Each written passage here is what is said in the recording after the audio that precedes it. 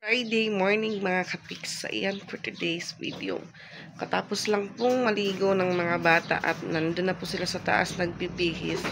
So ako naman din po, katapos ko lang din pong mag-prepare ng mauulam nila ngayong umaga. So yung naisip ko po, nilagang itlog. Tapos nagtimpla pa ako ng Milo and gatas para kay Ate Ezra. So ayan mga kapiks. Tapos na palang magbihis si Ate Patpat. So, mauunang kumain si Ate Patpat kay Ate Ezra. Yung kanilang kanin, kaunti lang po yan mga kapiks. At ito naman po yung niluto kong nilagang itlog. Ito naman po yung kanin ni Ate Ezra. So, si Tito nagbigay po ng ulam kagabi. Ano po? Sabi ni Tito kagabi. Natukwaw do yung natukwaw. Pero sa pagkakaano ko po, sinipon. Natukwaw daw yung manok niya, yung inahin. Kaya ayun, inadubo niya kahapon. Tapos nung bumalik siya ulit kasi bumili po siya ng pamintang durog. Sasabi niya yung isang manok niya din daw. So, bali, 2 manok siguro yung niluto niya kahapon. Yan, kapi po tayo mga kapiks. So, Friday po ngayon, last day ng last day pasok. Next week na naman kasi. Sabi po 31 yung exam nila, hindi ko po talaga kung humano. Tapos sa bagay exam? Sabi ni Pat, tapos na pala yung exam nila mga kapiks. Magano ka ganito? Magmumulay ka mo. Hala ka? Hindi ka makadto. Para anje, at ako nga magmumulay. Nadiri ka na mamulay ang jeep ko ito. Madison. Magano ka Madison, pamuruton ka mo. Magmumulay lang. Daw siya nagpapaalam na siya mga kapiks ngayong Sunday. Punta daw siya sa bahay nila Ate Aiza. Maglalaro sila ng kaklase niyang si Angie. Kasi sa Madison daw sana, pero ayaw daw ni ate. Sabi ko, huwag kayo sa Madison kasi baka kayo kunin. Nakatuma ako. May nangunguha pa rin po ngayon ng bata. Janessa, Siyan. Madami pala silang magkaklaseng Madami pala silang maglalaro doon. 5. So, makakasama pa ako nito. Ayaw gad. Tulog naman. Mawara ka man. Mabiton. Wow, makain ka naman lang kung mawara ka. So ngayon, nung isang araw, sabi ni Ate Ezra, napili daw din siya.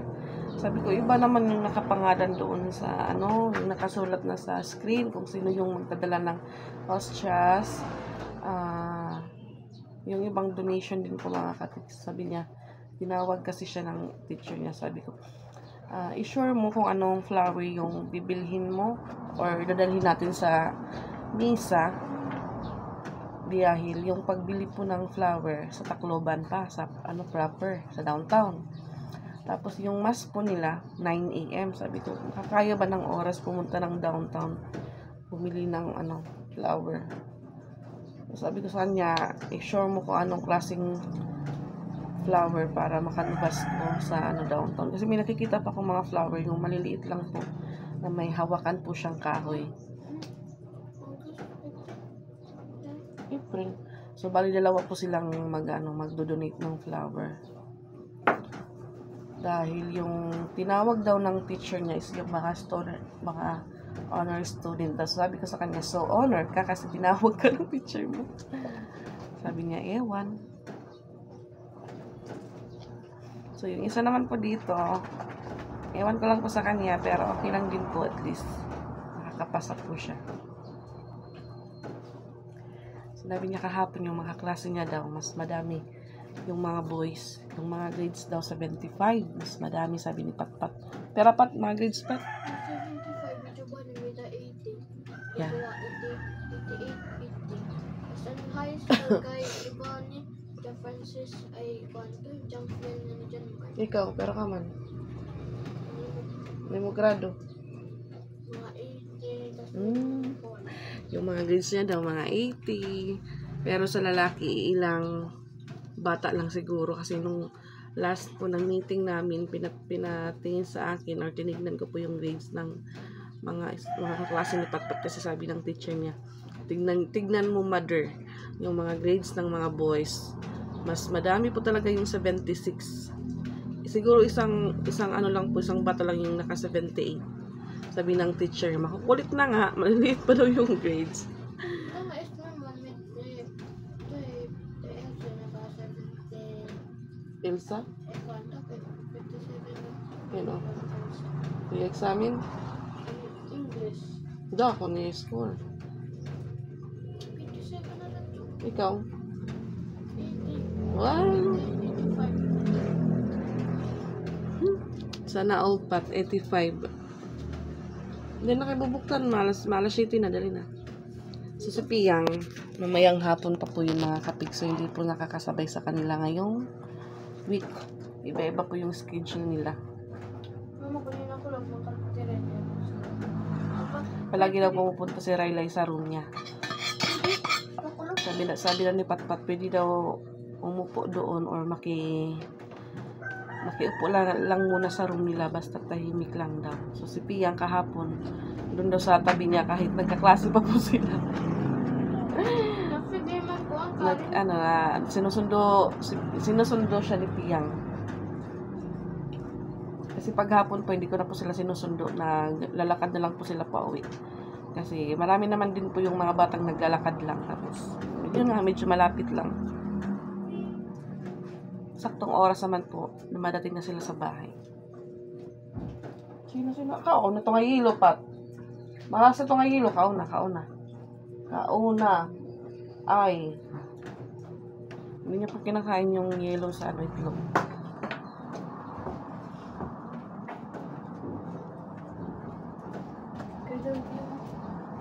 Ngayon mo, Luy, ate Israel, naglaba ka na.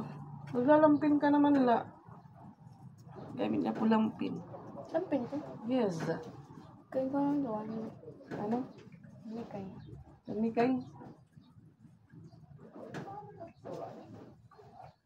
Magabata ko nga saan?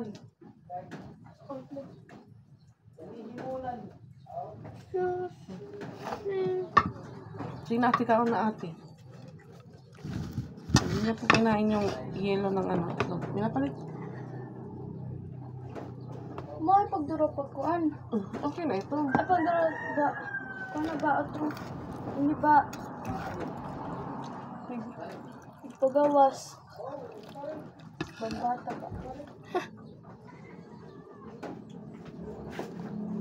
Magpapano po siya. Kanina. Papalagay po siya ng ano. Panyo sa likod niya. Nakala anak mo. Kaano? Para na. Bata. Ang kagabi. Para gabantay. Ano na pagkakas? Maambot ako. Ma. Dito. Pandarin niya di ako mapasok. Ang umagang mga picture. Papawisan na po ako.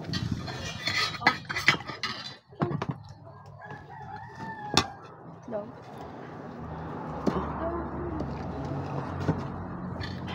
Pait.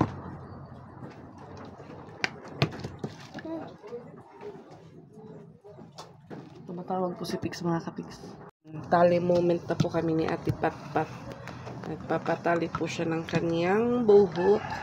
At si Ate Ezra, hindi pa po tapos kumain.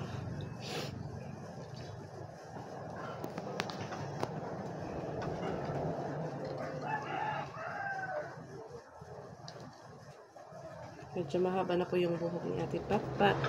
Hanggang sa ano na niya, sa paa, charis.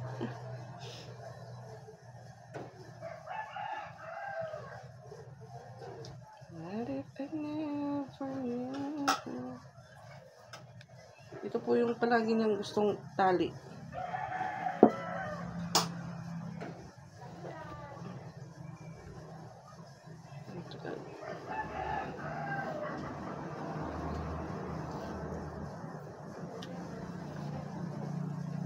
Siguro natin pa Ate Isra, brush pa.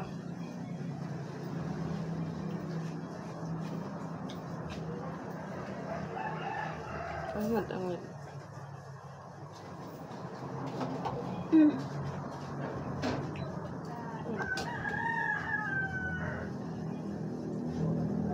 duko.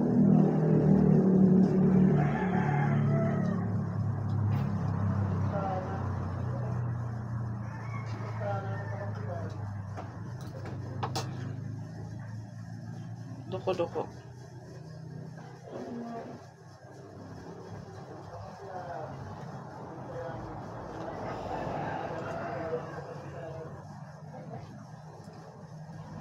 So, pagkatapos ko pong ihatid sa kanila, tapos ko pong maghatid, ayun nga ho, morning routine naman po tayo dahil wala na pong tubig sa CR.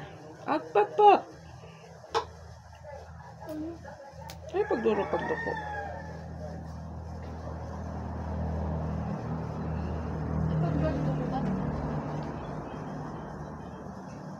Sige na kayo, brush pa ka mo.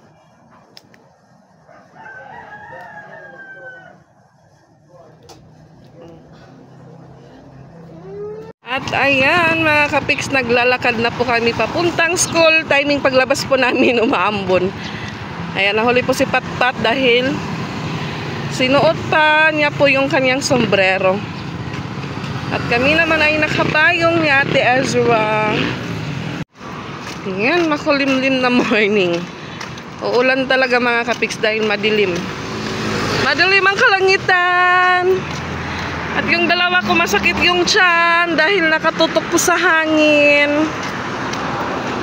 Masakit ako na yan.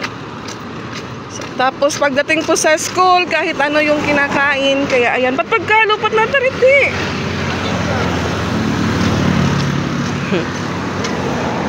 Ito bugas? Ay, maulan na mga kapiks. Dali na niyo, kinauran na. Malapit na po kami sa school. Opya ko rumah. Gano'n ka nga to? Opdi lagani.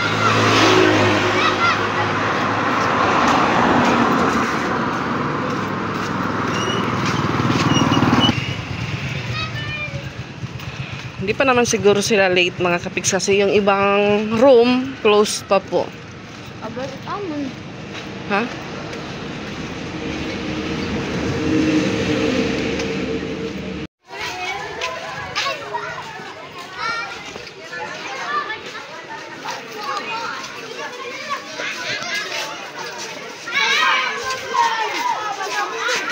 Umulan na po mga kapiks, hindi na po talaga ito ambon at buting na lang po nakauwi na po ako sa bahay galing sa school at mag-iigib po sana ako ng tubig.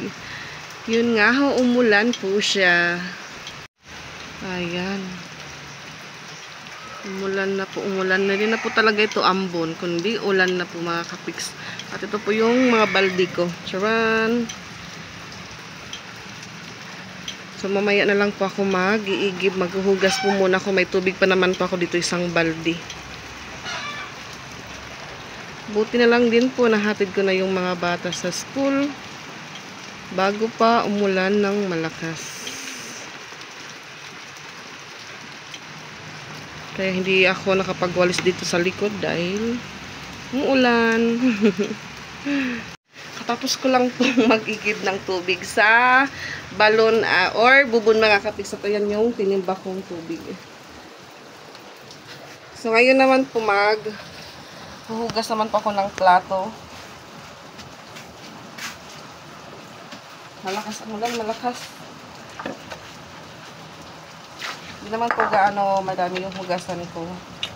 Yung kinainan lang po at kape. Ginamit na tasa. Mas lalo pa pong lumakas ang ulan. Dahil po yung aming compound dahil natutulog pa po yung iba. Nasotso na po mga kapiks.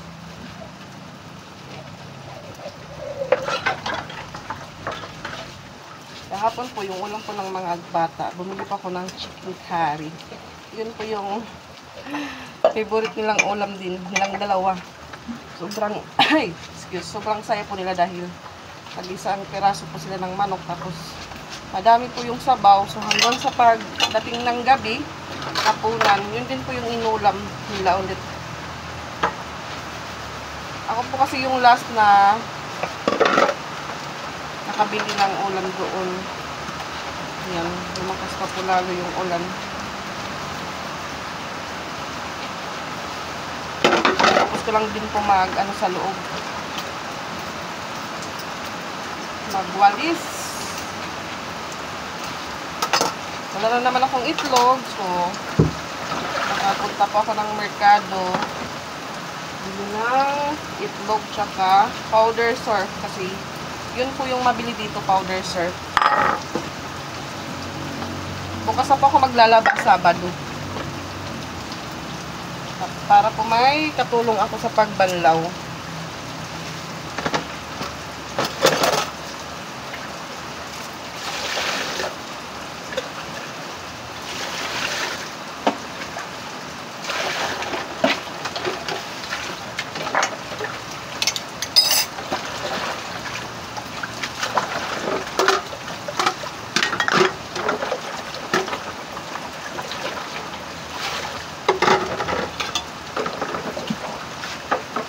Babasa po yung damit ko dito sa lababo. So, sana ngayong Sunday, blackout po dito sa amin. So, hindi po natuloy na move po sa April 5. Sabado. 6 AM to 6 PM po yung whole Tacloban po. Abot po ng Babat ng Leyte, Palo Leyte.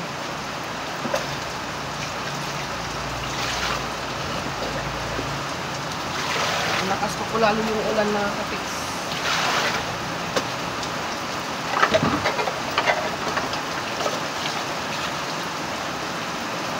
So yung bagong bili namin na batya, doon ko namin nilalagay yung mga bagong hinugasan na plato, baso.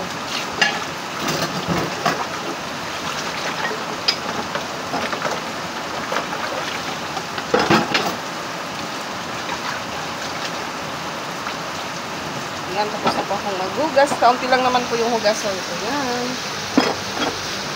Yan na po hugasan mga kapiks. Baha na naman sa likod.